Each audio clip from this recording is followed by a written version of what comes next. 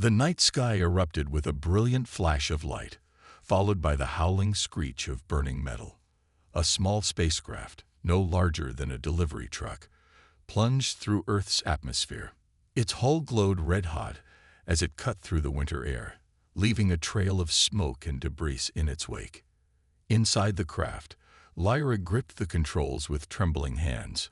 Her luminescent skin, usually a calm blue, now pulsed with rapid flashes of distress. Warning lights flooded the cramped cockpit as multiple systems failed simultaneously. The young starborn scout had never imagined her first solo mission would end like this. Emergency landing protocols engaged, the ship's computer announced in her native tongue. Warning: critical damage to propulsion and navigation systems. Lyra's four-fingered hands danced across the control panel, desperately trying to stabilize her descent. The dense forest below rushed up to meet her, an endless sea of white-capped pine trees. She had chosen Earth for her emergency landing because scans showed it was largely uninhabited in this region. Better to risk the wilderness than crash in a populated area. Impact imminent, the computer warned. Brace for. The rest of the message was lost in the deafening crash as the ship plowed through the treetops. Metal screamed against wood, and the cabin filled with the sound of snapping branches and crushing steel. Lyra's safety harness dug into her shoulders as the ship spun violently. A sharp pain shot through her side as something broke free and struck her. When the ship finally came to rest, it lay broken and steaming in a deep furrow of snow and earth. The forest fell silent except for the gentle hiss of dying engines and the soft patter of falling snow. Lyra hung suspended in her harness, her consciousness fading in and out. Warm blue blood trickled from a deep gash in her side, staining her silver flight suit. She forced her eyes open, fighting against the wave of dizziness that threatened to overwhelm her. The ship's interior was dark, lit only by the soft glow of her own skin and the occasional spark from damaged systems. With shaking hands, she released her harness and immediately collapsed onto the tilted floor. Pain shot through her body, and she bit back a cry. Her people were known for their remarkable healing abilities, but the wound in her side was too severe for her natural regeneration to handle alone. She needed help. "Computer," she whispered. "Status report." Only static answered her. The crash had knocked out all systems. She was alone. The pirates who had attacked her research vessel would be looking for survivors. She couldn't stay here. Using the wall for support, Lyra dragged herself toward the emergency hatch. Each movement sent fresh waves of pain through her body, but she forced herself to continue. The cold air that seeped through the damaged hull reminded her that she needed to move quickly. The hatch groaned but finally gave way under her weight. Lyra tumbled out into knee-deep snow, gasping as the freezing air hit her face. Her species was adaptable to different environments, but the extreme cold still shocked her system. The wound in her side throbbed, and she pressed a hand against it, watching as her glowing blood seeped between her fingers. Looking back at her ship, Lyra felt a mix of despair and determination. The vessel was a wreck, half buried in snow and earth, with pieces of its hull scattered through the broken trees. She couldn't stay here, but in her condition, she didn't know how far she could travel. The forest stretched endlessly in every direction, dark and imposing under the clouded night sky. Lyra picked a direction at random and began to walk, or rather stumble, through the deep snow. Her luminescent skin cast an eerie blue glow on the white ground, marking her trail with drops of glowing blood. She had no destination in mind, no plan beyond putting distance between herself and the crash site. Each step was a battle against pain and exhaustion. But Lyra was a starborn scout, trained to survive. She would not give up, even as her vision began to blur and her steps became increasingly unsteady. Behind her, the wreckage of her ship slowly disappeared into the falling snow, leaving her alone in an alien wilderness. Tom Walker drove his old pickup truck slowly along the snowy forest road, his eyes scanning the tree line. The local rescue service had reported strange lights in the sky, and as one of their most experienced volunteers, He'd offered to check it out. After 15 years as a combat medic and another 5 doing wilderness rescue, he'd learned to trust his instincts. Something about this felt different from their usual calls. The truck's headlights cut through the pre-dawn darkness, illuminating fat snowflakes that drifted lazily down. The radio crackled with static before the dispatcher's voice came through. Base to Walker. Any signs of the disturbance yet? Tom reached for the radio. Nothing yet, Susan. But I'm only halfway through my... He stopped mid-sentence as something caught his eye. A faint blue glow between the trees, barely visible through the falling snow. Hold that thought, he said into the radio. I might have found something. Tom parked the truck and grabbed his emergency medical kit and flashlight. The winter air bit at his face as he stepped out, his boots crunching in the fresh snow. He'd seen plenty of strange things in these woods, but that blue glow wasn't like anything he recognized. As he moved between the trees, his trained eye noticed the broken branches above. Something had come through here, something big. The snow was disturbed in a wide path, and there was an odd smell in the air, like ozone and hot metal. The blue glow grew stronger as he followed the trail. Tom's heart began to beat faster when he realized the glow was moving, leaving a luminescent trail in the snow. Whatever it was alive and bleeding. Then he saw it, a humanoid figure stumbling through the snow, leaving glowing blue footprints behind. Tom's medical training kicked in before his brain could fully process what he was seeing. The figure was clearly injured, its movements becoming more unsteady with each step. Just as he was about to call out, the figure collapsed face first into the snow. Tom rushed forward, all thoughts of caution forgotten. As he got closer, his flashlight beam revealed details that made him pause for just a moment. Silver skin that seemed to glow from within, 4-fingered hands, and clothing unlike anything he'd ever seen. My God, he whispered, but his hands were already moving, checking for vital signs. The alien's skin was cool to the touch, but had a slight vibration to it, like a quiet hum. The blue blood that seeped from a wound in its side glowed brightly against the white snow. The creature, Tom realized, noting the feminine features, stirred at his touch. Her eyes opened, revealing iridescent pupils that shifted color like oil on water. Fear flashed across her face, and she tried to push away from him, but the movement caused her to cry out in pain. Easy there, Tom said softly, raising his empty hands where she could see them. I'm not going to hurt you. I'm here to help. He knew she probably couldn't understand his words, but he hoped his tone would convey his intentions. The alien watched him with those strange, beautiful eyes, her chest rising and falling rapidly. Tom moved slowly, reaching for his medical kit. He pulled out a thermal blanket, holding it up for her to see before gently draping it over her shivering form. Her expression changed from fear to confusion as the warmth of the blanket reached her. Tom took advantage of her momentary calm to examine her wound more closely. The gash was deep, and while the glowing blood seemed to be trying to clot, the injury was clearly beyond her body's ability to heal alone. You're in rough shape, he murmured, more to himself than to her. But I've patched up worse in worse conditions.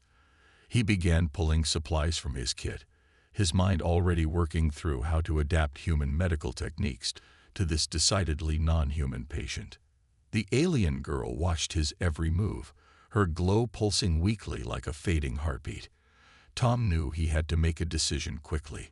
The official protocol would be to call this in, but years of experience told him that would be a death sentence for his unusual patient. No, this would have to be off the books. He reached for his radio, his decision made. Base, this is Walker. False alarm out here. Just some weird reflections from the ice. I'm going to finish my patrol and head home. Tom Walker drove his old pickup truck slowly along the snowy forest road, his eyes scanning the tree line. The local rescue service had reported strange lights in the sky, and as one of their most experienced volunteers, he'd offered to check it out. After 15 years as a combat medic and another 5 doing wilderness rescue, he'd learned to trust his instincts. Something about this felt different from their usual calls.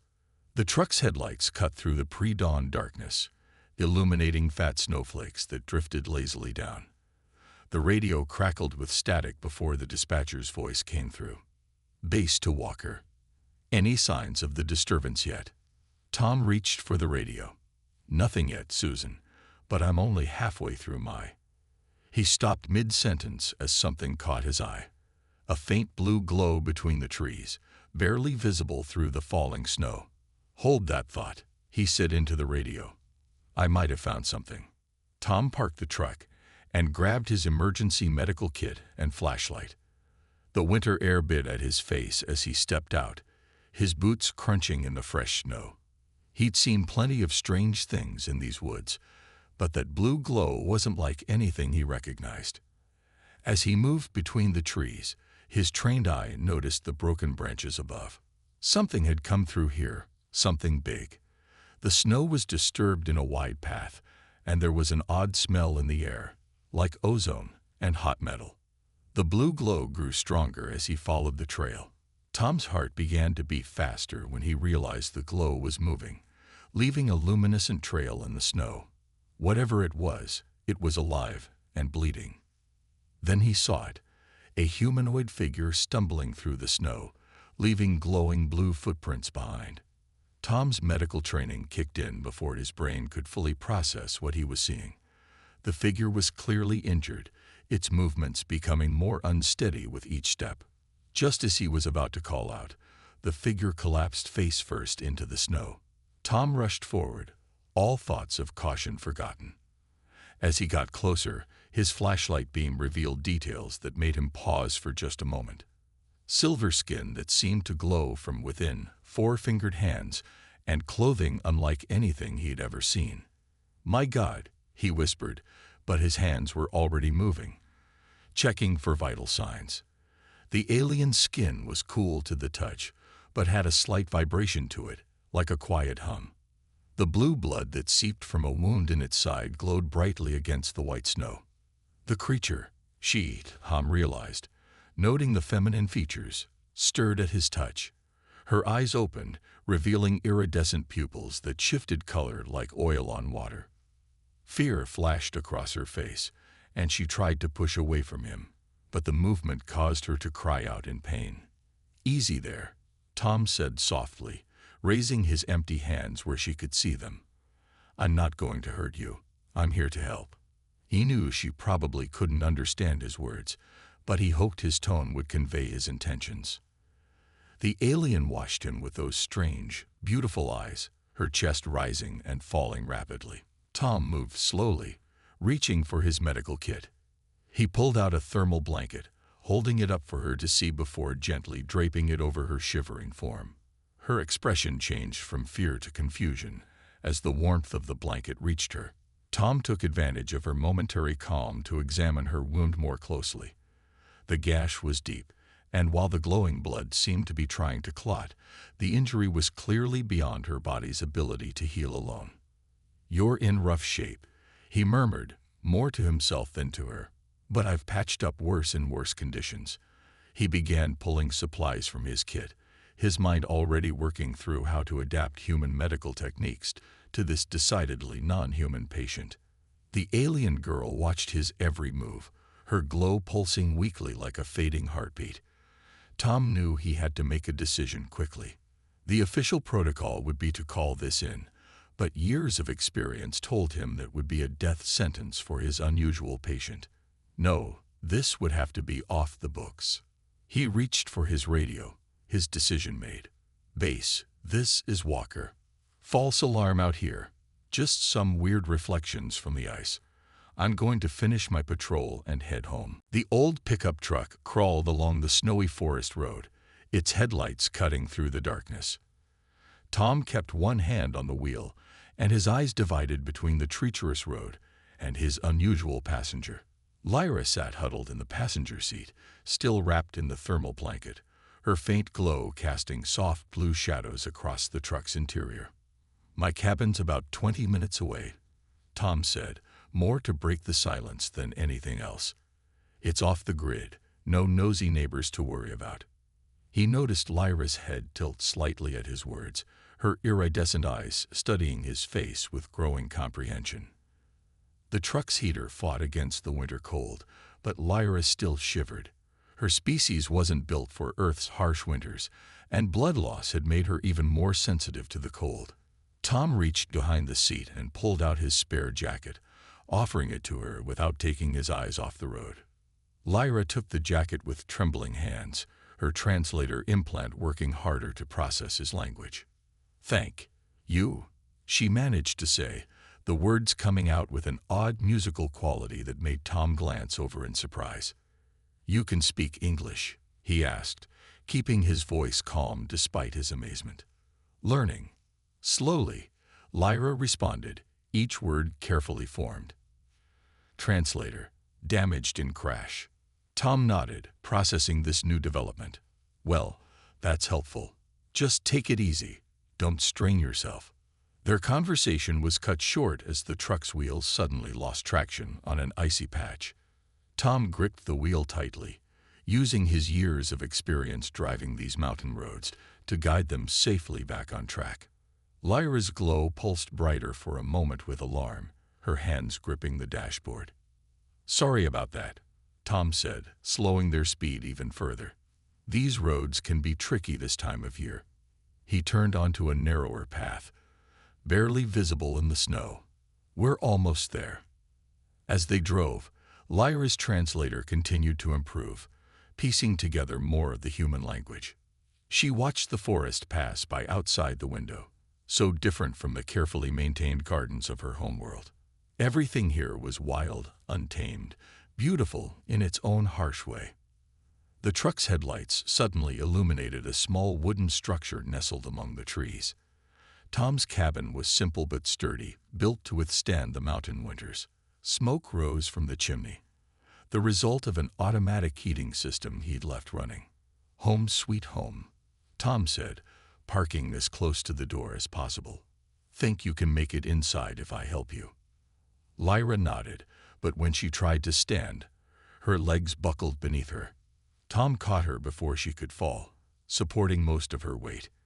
Together, they made their way through the snow to the cabin's door, leaving a trail of glowing blue footprints that slowly faded behind them. Inside, the cabin was warm and dimly lit. A wood stove glowed in one corner, and simple but comfortable furniture filled the single large room. A partition separated what appeared to be a sleeping area, and medical supplies were neatly organized on shelves along one wall. "I know it's not much," Tom said, helping Lyra to a comfortable chair near the stove, "but it's safe. No one comes up here without good reason, especially in winter." Lyra sank into the chair, her glow steadying in the warmth. Her translator was working better now, allowing her to understand most of his words. "Safe," she repeated, looking around the cabin. "Not like others, the ones who attacked."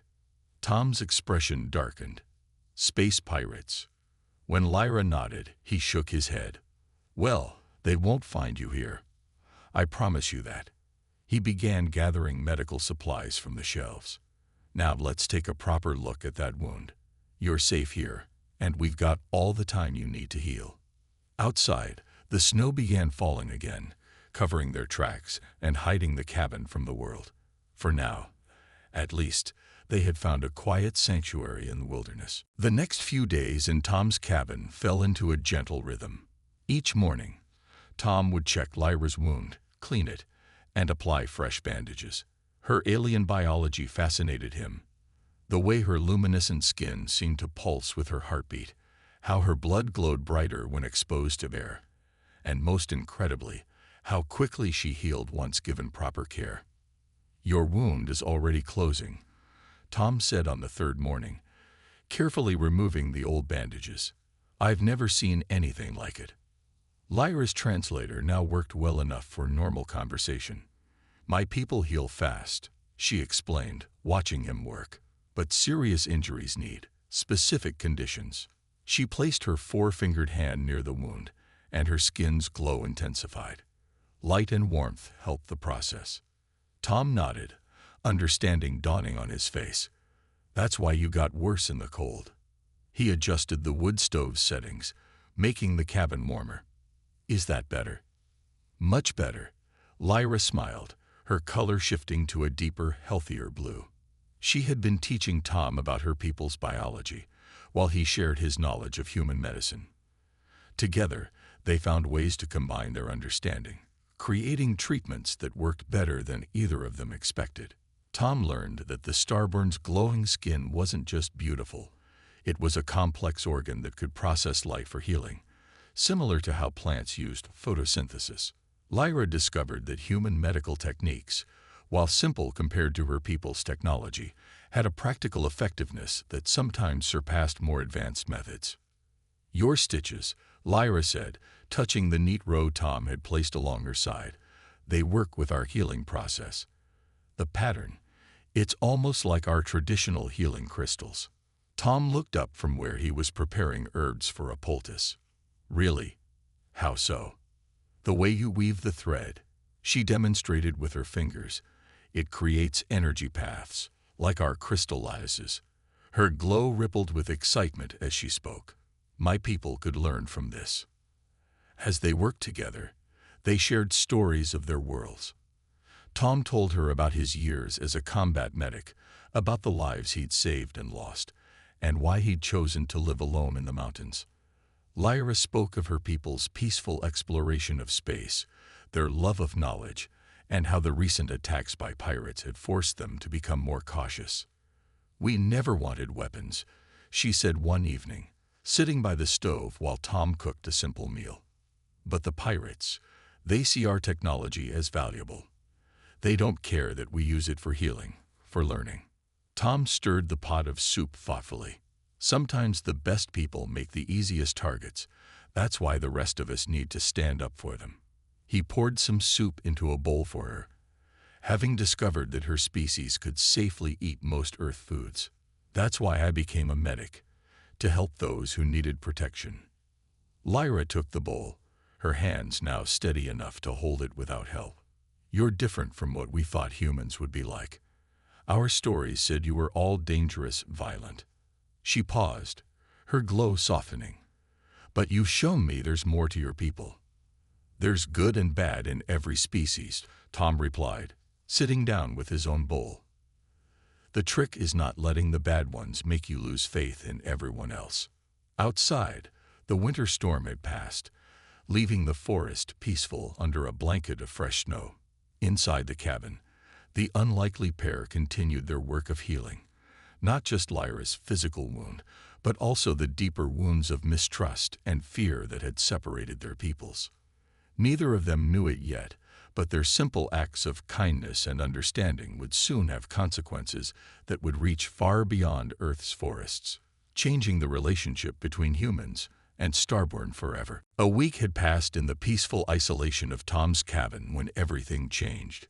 Lyra was sitting by the window, watching Earth's sunrise, so different from her homeworld's triple dawn, when she felt it. A subtle vibration, more in her mind than in the air, calling to her. "Tom," she called out, her voice urgent but controlled. "They're here." Tom looked up from his medical journal, where he'd been documenting his observations of starborn healing techniques. "Your people?" Lyra nodded, her skin pulsing with swirling patterns of blue and silver. "A rescue beacon. They've been searching since my crash." She pressed her hand against the window glass, her glow reflecting off the frosty surface. "They're close enough to detect me now." Tom set down his journal and walked to the window. The morning sky looked normal to his human eyes, but he trusted Lyra's senses. "How long do we have?" "Hours, maybe less." Lyra turned to face him, her iridescent eyes troubled. "Tom, when they come, you'll be in danger. If they find you with me, they might think you're with the pirates." Tom smiled gently. "Then we better make sure they know the truth." He reached for his coat. "We should go to your crash site. That's where they'll look first, right?" Lyra caught his arm. "Wait, there's something else." She moved to the medical shelf and picked up his journal. "This knowledge, these discoveries we've made together, my people would say it's too dangerous to share with humans. They'd want me to destroy it. "And what do you want?" Tom asked quietly. Lyra's glow flickered with emotion. "I want to change things. Show them they're wrong about humans, about Earth." She set the journal down carefully. "But it could cost you everything. If your government finds out you helped me." Tom laughed softly. "Lyra, I made my choice the moment I found you in the snow. Some things are worth the risk." He picked up the journal and handed it back to her. "Take it. Use it. Show your people there's hope for both our species." The decision made, they prepared quickly. Tom gathered essential medical supplies, while Lyra used her recovering strength to send a focused signal to her people. Her glow brightened with effort as she transmitted not just her location, but also a message of peace. They drove through the morning forest, the snow crunching under the truck's tires. Tom had erased all signs of Lyra's presence from his cabin, all except the journal, which sat between them on the seat. Neither spoke much during the drive, both lost in thoughts of what was to come. At the crash site, Lyra's ship lay half-buried in snow, its silver hull dulled by exposure. As they approached on foot, Tom noticed how much stronger Lyra looked compared to when he'd found her here. Her steps were sure now, her glow steady and bright. "They're coming," Lyra said suddenly, looking up at the sky. 5 minutes, maybe less." Tom nodded, scanning the area. "Then let's make sure they see us clearly." He worked quickly, using emergency flares from his truck to create a pattern in the snow, the universal symbol for medical help, visible from above. Lyra watched him work, then added her own touch. She walked the perimeter of his symbol, letting her glow paint patterns of light that her people would recognize as signs of healing and trust. The air began to hum with energy. Through breaks in the clouds, something large and silver descended toward them. Tom stood tall beside Lyra, his hands empty and visible at his sides. Whatever came next, they would face it together. "Ready?" he asked, as the ship grew larger above them. Lyra's hand found his and squeezed gently. "Ready." And Tom, "Thank you for everything." The light from above grew brighter, and the forest held its breath, waiting to see whether this moment would bring first contact or conflict, understanding or fear, a new beginning or a violent end. 1 year later, Tom stood in his cabin's doorway, watching 3 suns rise over a landscape that wasn't Earth. The air shimmered with a slight purple tinge, and crystal formations dotted the rolling hills before him. He was the first human to ever set foot on the starborn homeworld, though if things went as planned, he wouldn't be the last. Still adjusting to the triple sunrise, Lyra's familiar voice came from behind him. Her glow was strong and vibrant now, shifting with happy patterns as she joined him at the doorway. "It's beautiful," Tom replied, smiling at his friend, "though I miss the snow sometimes." The events of that winter morning had changed everything. When the starborn ship landed, Lyra had stepped forward and told their story, not just of her rescue, but of everything they had learned together. She showed them Tom's journal, explaining how human medical techniques had helped her heal in ways their advanced technology couldn't have managed alone. The Starborn Council had been skeptical at first, but the evidence was undeniable. Tom's simple stitches, when combined with their healing crystals, created a treatment more effective than either method alone.